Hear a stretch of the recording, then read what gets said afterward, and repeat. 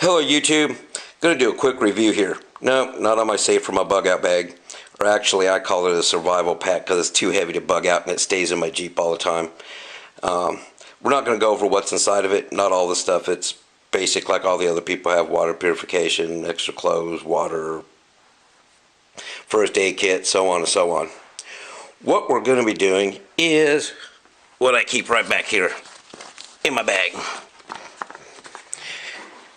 It is my Cold Steel Trail Master.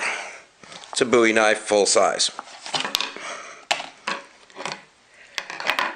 You know, I always put my 2 cents in when I feel maybe somebody else has left something out on one of their videos. And I was watching water purification or some video, and it went to another, and I ended up watching some reviews on some of these knives. So, I happen to have one. And it has been used a lot, as you can see. I bought this thing when they first came out, or within the first couple of years of them coming out. I think maybe like 86. I was still in high school. And at the time, I was working with some bikers, and they had a tree trimming service, one of the numerous things they did. And I had a truck, so I would haul away all the debris. And it was pretty lucrative. We stayed pretty busy when I was in high school, you know, weekend jobs and stuff. Hey, back then I was making $150 a day just hauling away some scrap. I didn't want to buy an axe because I didn't have a need for one, but I needed something that I could use while I was working. So I figured, hey, this would work. And I like knives. So I picked this thing up. And from the first 2 hours I had it, I was beating on trees and cutting ropes on trailers and bashing it into the side of the, you know, L iron, and he got a lot of use for a few years doing that. It's been on numerous camping trips. I use it to open up cans.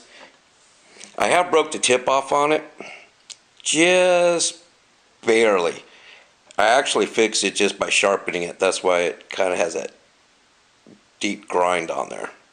I just did it on a stone. But it's held up really nice. There's some chips in the blade. Most of them I've sharpened out over the years.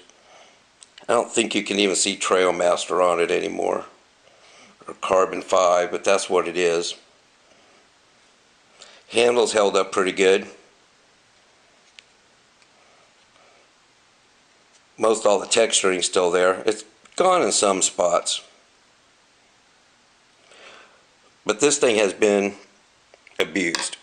Abused, but I use it as, or for what it was meant to be. I didn't use it to break cinder blocks or cut down big oak trees or some of the things you see people doing with it.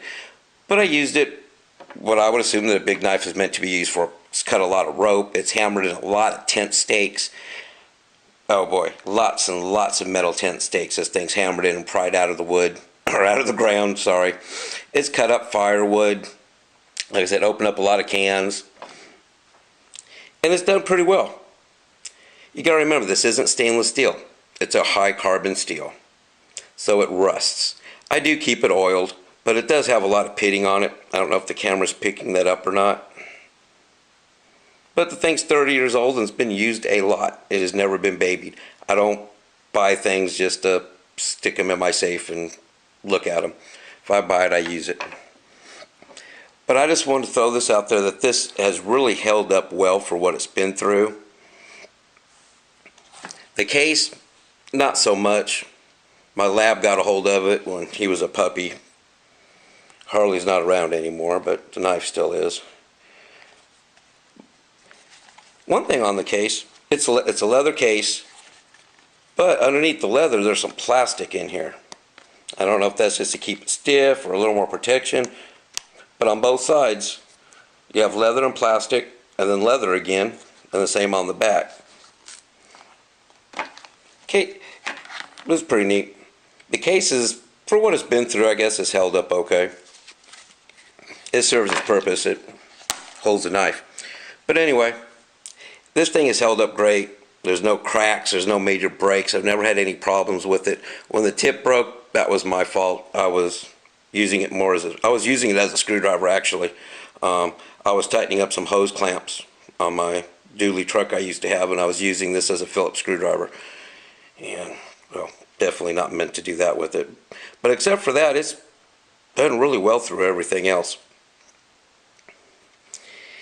I would say, you know, I recommend somebody going out and buying one of these if you need a good Bowie knife, if you need a small axe or something. But for the price they go for now, it doesn't really make much sense to spend almost $300 on one of these things. But if you ever run across one in a pawn shop or something, you can get a good deal on it, pick them up. They are great. If I remember right, I knew the guy that worked at the gun store because I had bought a few guns from him before and he cut me a deal. I think when I bought this, it was listed at about $120, and I think I gave him $90 for it out the door, if I remember right. Which, $90 when you're still in high school in '86 or whenever I purchased it was kind of a lot of money. But well worth it. I'm happy I did it. Still have it. But I just wanted to toss that out there. They do what they were advertised to do. I wish Cold Steel still made them. Now they're making it out of it's a tool steel, I believe. They have a newer version. I do like the little cutout that's on the newer version where you can put your finger in there. I don't really know why you need that on this big knife, but it's kind of cool. This one doesn't have it because it's the original old version. But tool, I was a machinist for years, and tool and die, metallurgy and all that stuff. A2 or A1 tool steel would not be my choice for a knife. But this material here is definitely a good choice for a knife blade. Anyway, YouTube, y'all enjoy. Stay safe, have fun, and as always, God bless.